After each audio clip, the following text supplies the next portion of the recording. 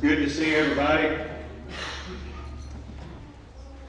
I don't know about y'all, but as Brother Carl has been not feeling well and hadn't been able to be out and do all the things that he normally does, when I went out the other night, and I believe it was I taught Wednesday night Bible class, and my mother made the statement, said, "You didn't realize how many hats Brother Carl wore till he was not able to be in function doing it."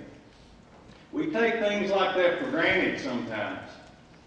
And it got me to thinking about the title of my lesson, as you can see, is "What Can I Do?" But initially, I wanted to say, "But what can I do, God? What can I do?"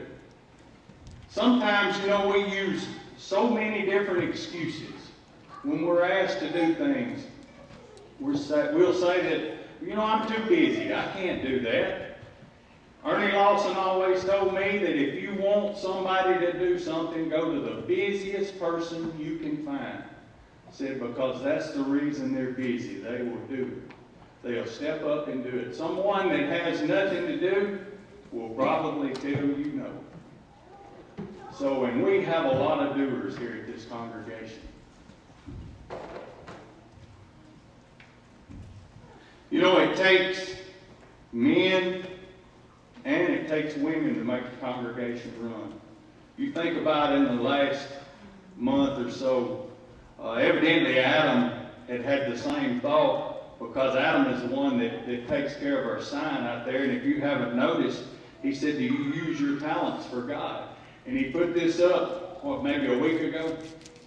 Well, I've been thinking about this lesson on how we can use our talents for God. And then a little later, we're going to go in and we're going to look at someone that stepped up and I want to say went out of their comfort zone.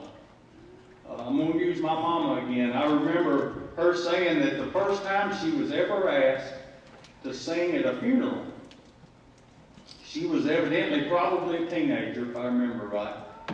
And she said, "I didn't know if I wanted to or not." And she said, "My daddy said it wouldn't hurt you."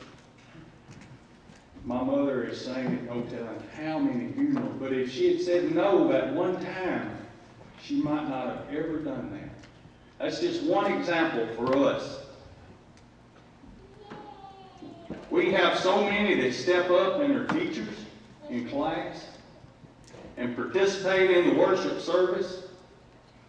And then we have so many that are behind the scenes workers. There's no telling how much money has been saved for this congregation because people do things for the church and we're not charged anything. Our congregation is not responsible for it. Do y'all hear a roar? I hear a roar. Maybe it's just me. Okay. As we grow spiritually, we should get out of our comfort zones. That's hard to do. I want to thank Clay for reading Titus 1. Let's turn to that. And I encourage you to use your Bibles, because I'm going to go out of my comfort zone this morning. I have never used the little clicker up here, but I'm going to try to use it, so you better have your Bibles open, because I have no idea where I might end up with this thing. So we're going to start out with Titus chapter 2.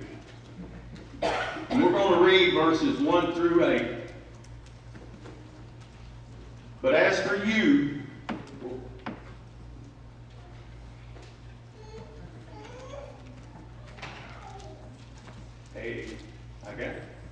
But as for you, speak the things which are fitting for sound doctrine.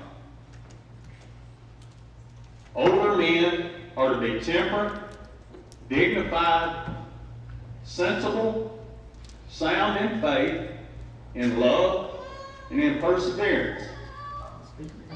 Older women likewise are to be reverent in their behavior, not malicious, gossip, nor enslaved to much wine, teaching what is good, so that they may encourage the young women to love their husbands and to love their children, to be sensible, pure, workers at home, kind, being subject to their own husbands, so that the word of God will not be dishonored. Likewise, urge the young men to be sensible. In all things, show yourselves to be an example of good deeds, with purity in doctrine, dignified, sound in speech, which is beyond reproach, so that the opponent will be put to shame, having nothing bad to say about us.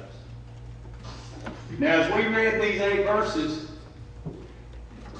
I didn't see anything in there they wasn't talking about preachers. When Titus was written this, Paul wrote this to Titus, he was talking about the duties of the older and the younger. Just in the way that we just live our life in general, isn't it? It says that older men are to be temperate, sensible, and sound in faith, and in love and in perseverance. I've always tried to mention, and it's been mentioned to me so many times, there's always somebody watching us. I had great examples from the time I was small. The older men would stand out here, right outside as you come down these steps. I had great examples. Well, there's somebody watching every one of you. If we're older, they're watching us. And it says older women are to be reverent in their behavior, to not gossip, and teaching what is good. We're to teach what is good. Women are. You know, daughters learn how to love their husbands from their mothers. Sons learn to love their future wives from their husbands. We need to remember this. We're an example, whether we're a Bible teacher or whether we're just a Christian that shows up and participates and helps out in any way we can. You know, the world today puts kind of a joke on marriage. If you watch sitcoms, they don't look at older people the way the church does. They make fun of older people. They make fun of marriage. But this right here in Titus chapter 2 tells us that we should take it serious, and that by doing that, verse 8 wraps it all up. It says that by being sound in speech, which is beyond reproach, that the opponent will be put to shame, having nothing bad to say about us. Now, whether we realize it or not, if we have people watching us, we don't want to be the one that keeps somebody from worshiping here at New Hope. We don't want them to see us out, and either by language or action, it causes them not to want to be here. They can use us as an excuse, and that's basically what this verse is talking about. They won't be able to do that if we are sound in our speech and do everything that we can. Now, I started out I was going to do 2 examples. And after I talked it through with only one, I dropped one off. So Marisa said 30 minutes, and she said if I start waving my hand. So if y'all see Marisa waving her hand. Well, the only bad part about this is I did not look to see what time it was when I got up here. So. But anyway, we're going to look at one individual, and it's in the Old Testament, and it's probably not anybody that you would think about. And I wasn't sure whether she was the one that I needed to use, but the more I got to reading it, I thought, she is a perfect example for someone that is a new convert, maybe someone that's not even a member of the body, and she's also an example for us. And this is Rahab. Rahab, and she is known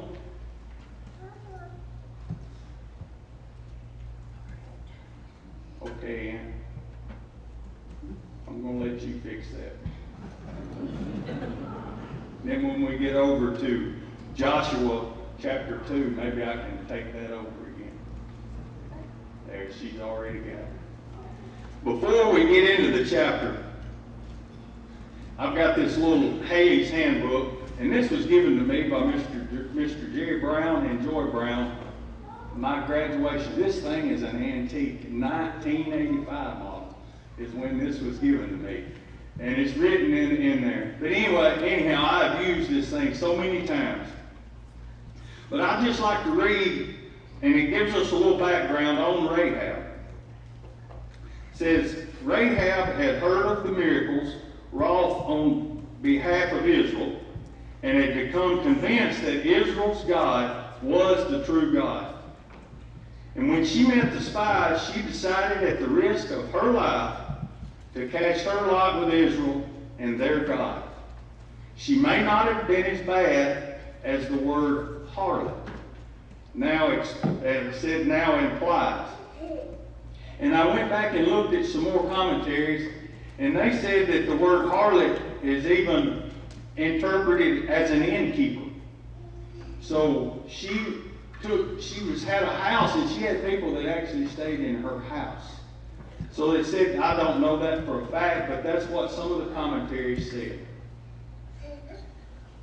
But it says that priestesses of the Canaanite religion were public prostitutes.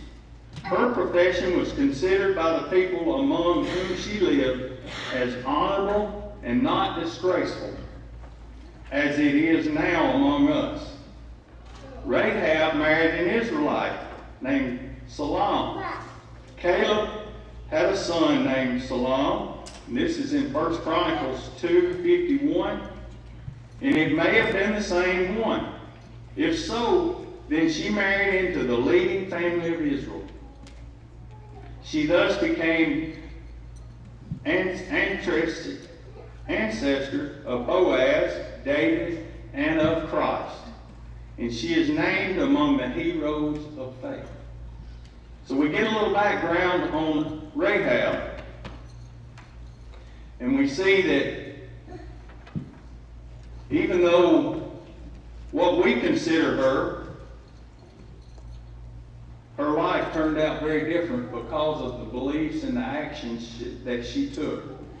And I'd like for us to all realize as we start this, she went way out of her comfort zone with this. This could not have been something that was easy for her to do.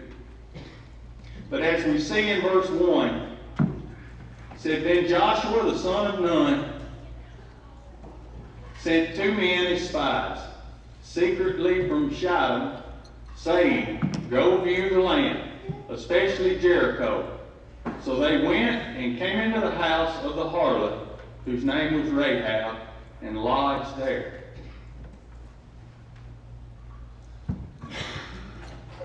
It was told the king of Jericho, saying, Behold, men are from the sons of Israel, having come here tonight to search out the land. So the first thing we notice is Joshua was trying to keep this a secret, wasn't he? It didn't work, did it? The fame of all of the victories in war that they had every nation around them scared to death, as we're going to see later on in this.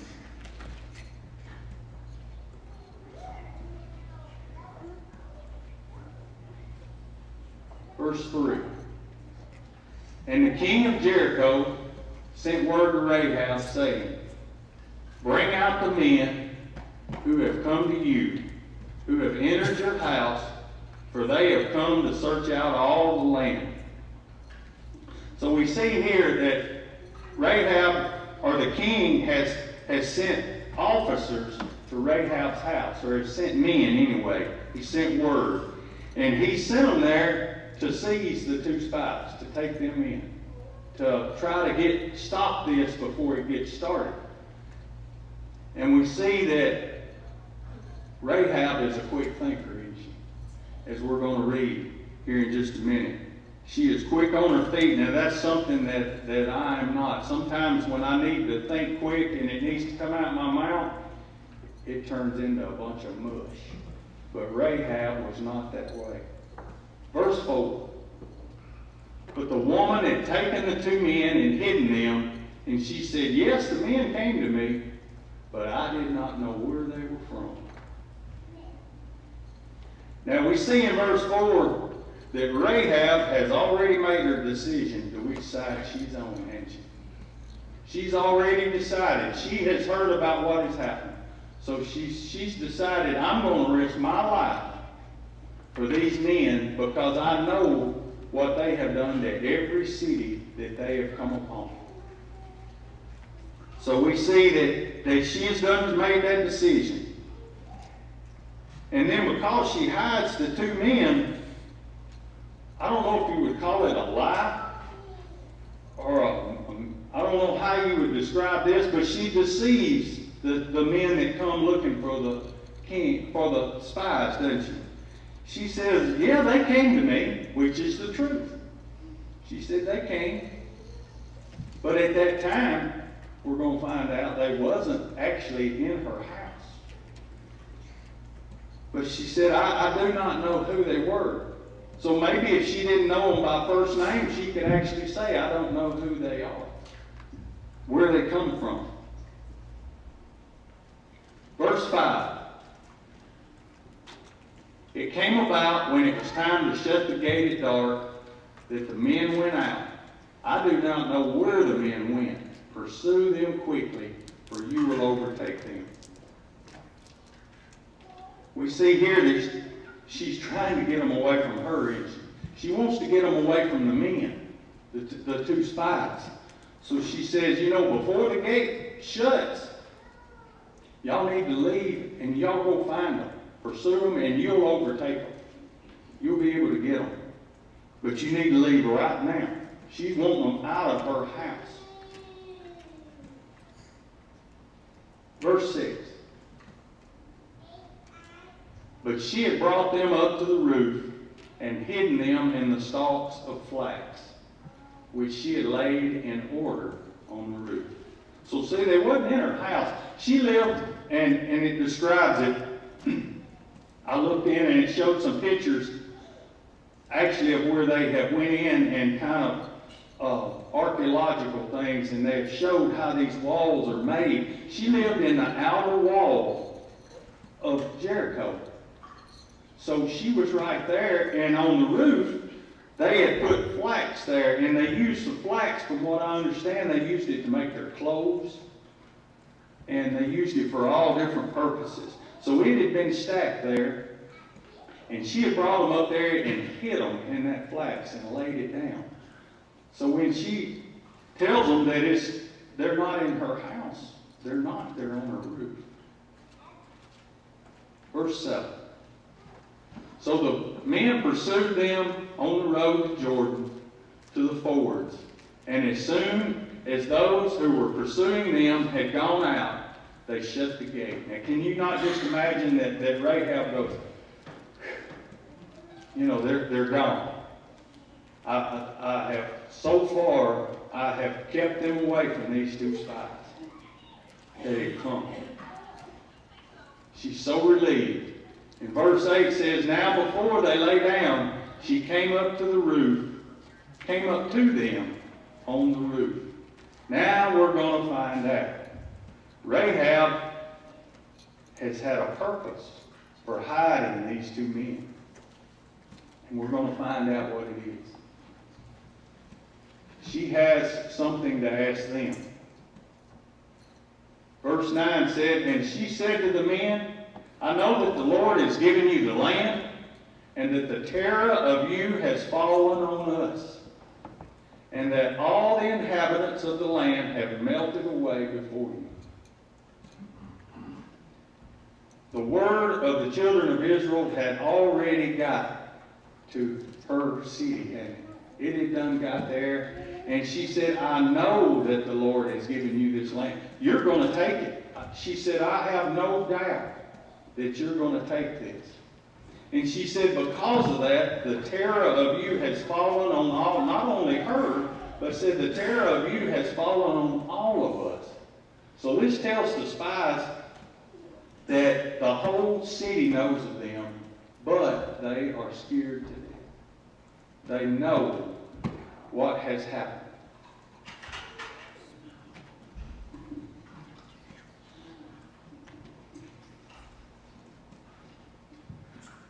Verse 10. For we have heard how the Lord dried up the water of the Red Sea before when you came out of Egypt. And what you did to the two kings of the Amorites who were beyond the Jordan, to Sihon and to Og, who you utterly destroyed. Now, how hard would it be to keep a secret of someone or the Red Sea party, even during this time? You know, word got back to Egypt, and there was people. Egypt was the main place. Everyone came to Egypt, so word spread. And then, so she says, we have heard that the Lord dried up the waters of the Red Sea. And then she says, not only that. Said, we've heard what you did to the two kings of the Amorites. Said, you utterly destroyed them. So, you know, Rahab is thinking in her mind that this is what's going to happen to us. She said, they are going to kill all of us. So we see in verse 11, when we heard it, our hearts melted. And no courage remained in any man any longer because of you. This right here, this next part, shows Rahab's faith. She is already a believer, isn't she?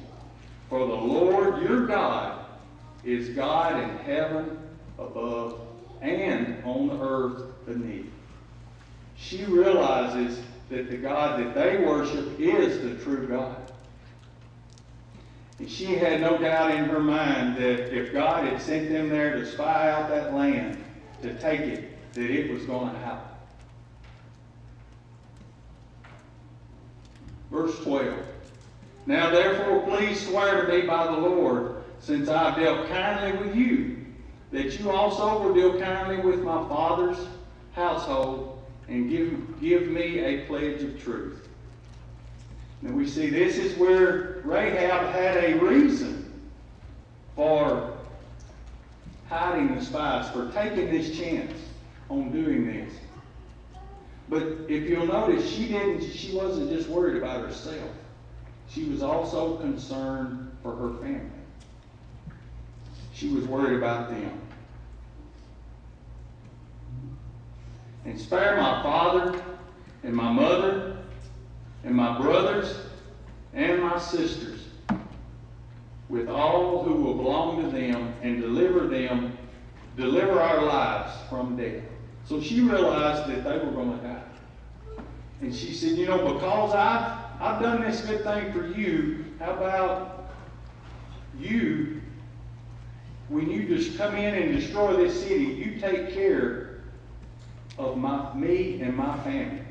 She went as far as her parents, her brothers and sisters, and not only that, but their families, everyone that was in their household. So take care of them.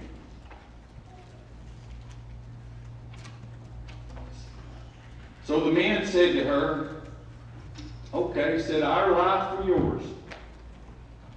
Then would be the hard part for some, wouldn't it?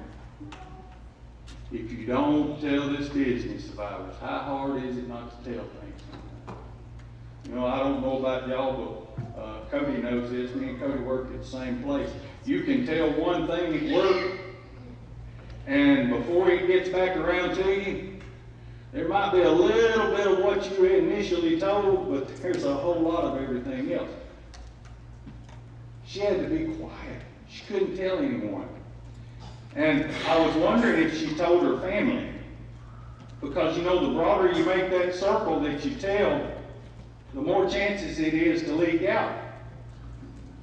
We do know that later on that she has to have them all in one place. So sooner or later they know that they have to be there. So the men tell her that they will go life for life. But said she couldn't tell anyone. Verse 15. Then she let them down by a rope through the window, for her house was on the city wall, so that she was living on the wall. She lived on that outer wall. Her house was inside that wall. And it made it real easy for her to let them down. So she was trying to get them safe. You know, it was very important, if you think about it, for her to make sure that these two spies, now that she's got them to make this agreement, that they're going to take care of her. It's very important for those two spies to get back to Joshua. Because those two spies, in a sense, hold her and her family's life in their hands. If they didn't get back, and for some reason she has no idea to know this or not, but if they didn't, then and they come in and attack the city, they could all be killed.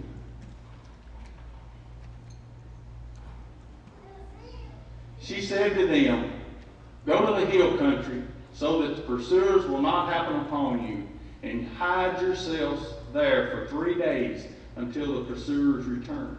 Then afterward you may go on your way." She tells them what to do. They're looking upon the roads. You remember we read that. They're looking upon the roads and the low ground. She tells them to go to the hills. I would imagine the roads were a lot easier, and they probably thought if they were escaping, they were trying to get back through the roads. But she said, go through the hills.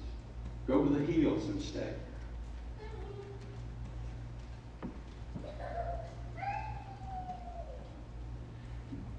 Now the men have something that she has to agree to also.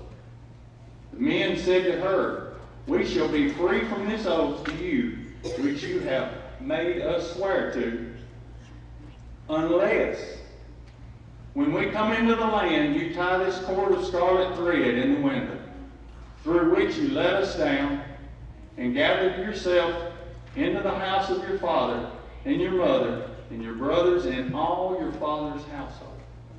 So see that she's not just going to be saved because she makes this agreement with them. They said, there's something else you have to do. And the window that they go out, they knew exactly which window that was. They went out this window. They give her this thread, and they said, you tie this thread, this scarlet thread in the window. And when we come back, we're going to be able to see that, and we'll know that this is a house that we're going to save everyone that's here. This is an example to us to let us know that we have an obligation to do things. We're not just promised salvation just because we're promised it. There's an action involved. Verse 19, "It shall come about that anyone who goes out of the doors of your house into the street, his blood shall be on his own head, and we shall be free. But anyone who is with you in the house, his blood shall be on our head, if a hand is laid on him." So the two spies tell her, okay, you make sure that all of your family know, you and your family, if you're outside the house, the deal is off. You're not guaranteed safety. But if you're in that house, then it's on us if something happens to you. So there's another thing. She had to get all of her family in there and also not let anyone else know the business that was going on, which would be a hard thing. "But if you tell this business of ours, then we shall be free from the oath which you have made us swear." So we see that they have to be quiet about it. She can't talk about it. If she does, deal's off. Then the last verse this morning, she said, "According to your words, so be it." She said, "I agree with this." So she sent them away, and they departed. And notice what she did. She didn't hesitate at all. It said, and she tied the scarlet cord in the window.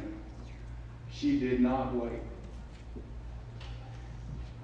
As I was studying this lesson, I got to thinking about that, and wouldn't that be great if we treated our own salvation this way? If we realized that we needed to make a change in our life, if we had problems, we would do it immediately. In closing this morning,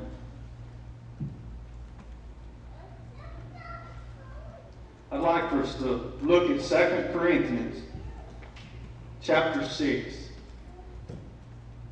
And I read this passage several years ago, and it's just like all of you, I'm sure there's certain passages that just stick with you.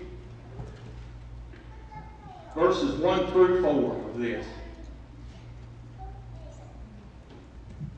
And working together with him, we also urge you not to receive the grace of God in vain.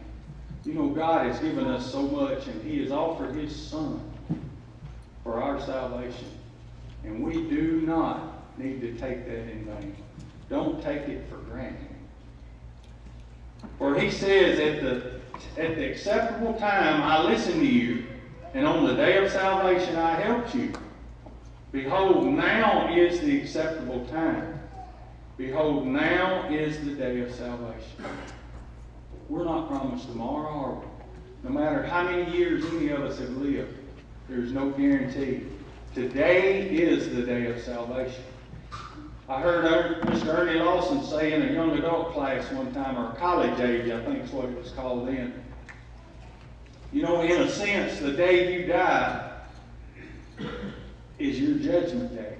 In a sense, because there's nothing else you can do to change what's going to happen to you. You have lived your life, and when you take that last breath, it stops. And then the judgment. And of course, I was maybe 19 years old at the time. But evidently, it took some weight because I still remember it over 30 years ago. Giving no cause for offense in anything, so that the ministry will not be discredited. We don't need to discredit God's word, do we? We don't need to take it in vain. But in everything, commending ourselves as servants of God, in much endurance, in afflictions, in hardships, and in distress.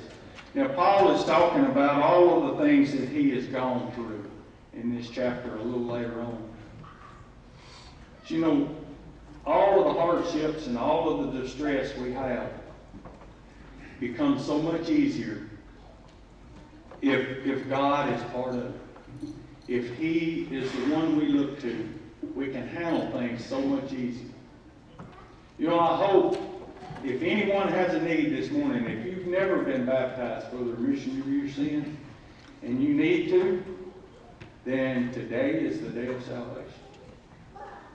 If you've wandered away from God, I seen a billboard one time that said, God allows U-turns.